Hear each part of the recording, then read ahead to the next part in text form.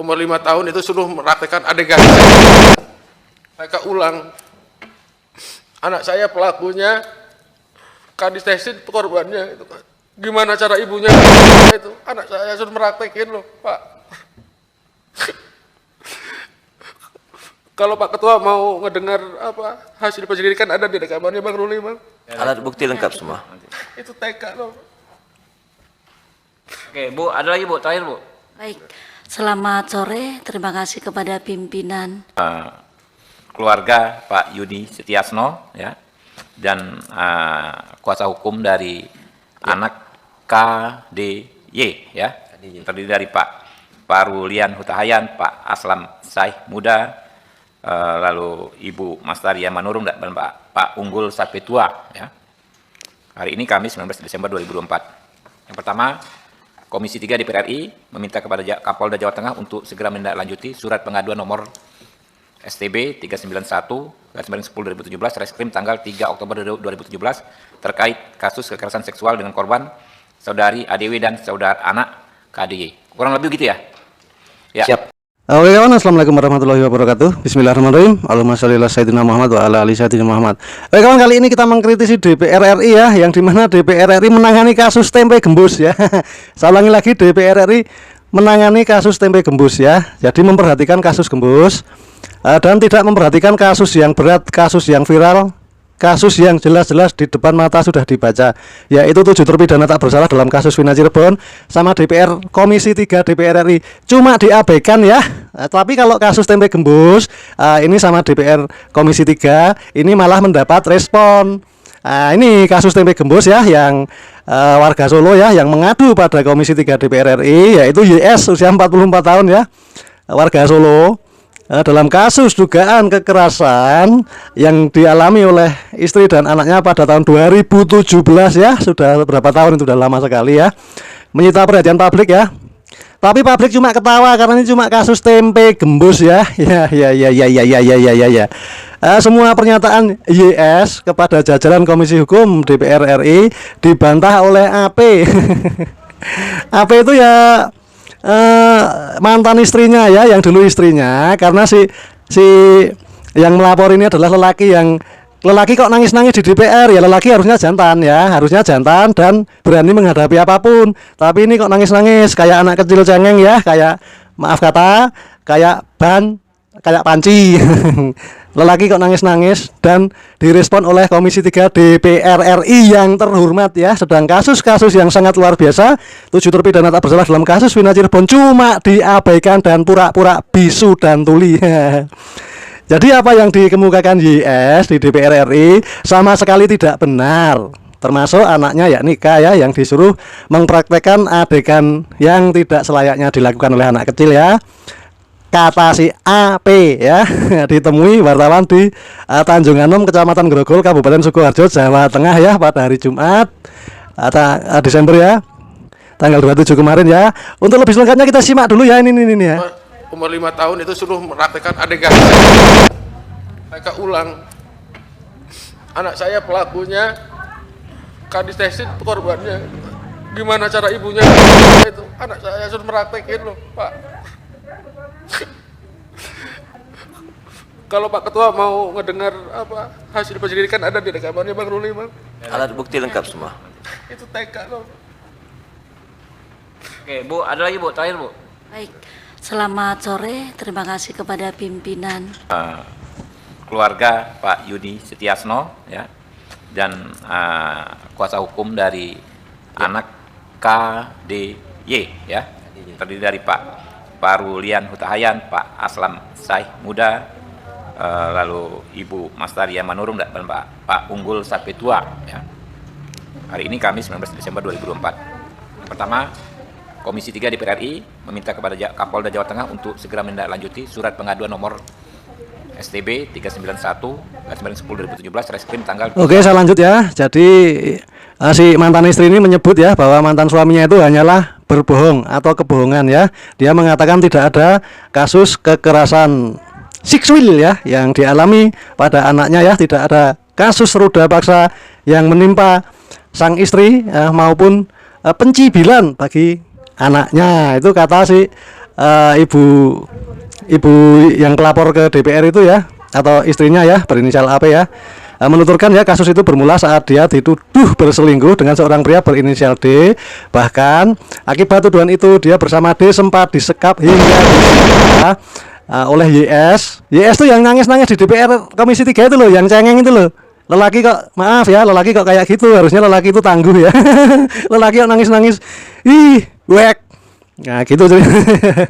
Maaf ini saya agak geram ya, karena saya mereaksi dari pelapor ini ya, yang mengadu ke DPR ya. Itu saya pikir tidak jantan. Laki-laki kok cengeng, maaf, laki-laki kok cengeng kok nangis-nangis ke DPR. Ini cuma kasus tempe gembus ya. Oke, untuk selanjutnya kita simak ya, untuk Pak Kapolres Solo ya. Ini Pak Kapolres Solo ini yang presisi ya, beliau presisi ya, dan beliau menerapkan scientific crime investigation ya di tahun 2017 sampai sekarang. Patut kita apresiasi ya untuk Pak Kapolres Solo. Ini pernyataannya. Oke, kita simak. Kejadian itu dilaporkan 2017 sekitar bulan Oktober 2017, di mana pelapor saat itu melaporkan ke Polresta Surakarta mengenai adanya dugaan pencabulan. Kemudian kami melalui prosedur bahwa laporan sudah kami terima. Kami melakukan upaya-upaya kepolisian. Langkah-langkah kami adalah memeriksa. Yang pertama, lapor. Kemudian yang kedua, terduga terlapor. Yang ketiga, saksi-saksi. Sudah kami penuhi semua. Administrasinya masih ada di kami. Arsip-arsipnya masih lengkap ada di kami. Kemudian di samping itu, kami memedomani scientific crime investigation. Dari fakta-fakta, dari langkah-langkah kepolisian tersebut, saat itu juga didapati bahwa satu, keterangan para saksi menyampaikan bahwa mereka mendengar tidak langsung atau tidak melihat langsung atau hanya mendengar dari cerita saudara Y, karena pelapornya adalah saudari A. Saudari A ini istri dari saudara Y. Saksi-saksi yang kami periksa yang disebutkan oleh saudari A terlapor mendengar semua dari saudara Y, suami pelapor. Ada 4 saksi yang kami periksa. Yang selanjutnya, keterangan dari ahli, hasil dari laboratorium forensik menyatakan bahwa tidak terjadi adanya pencabulan atau si Y dan saya si yang selama ini sudah gaduh di mana-mana ya, sudah sampai kemana-mana untuk ya meredakan juga untuk yang banyak yang bertanya-tanya juga. Saya akan jelaskan di sini untuk sedetail-detailnya. Untuk yang pertama, saya yang disebutkan berinisial A. Saya dulu mantan istrinya si Y, dan si Y itu cemburu kepada atas nama si D. Saya dituduh berselingkuh dengan atas nama si D. Nah, untuk melampiaskan kecemburuannya itu, saya dan si D disekap selama 3 hari.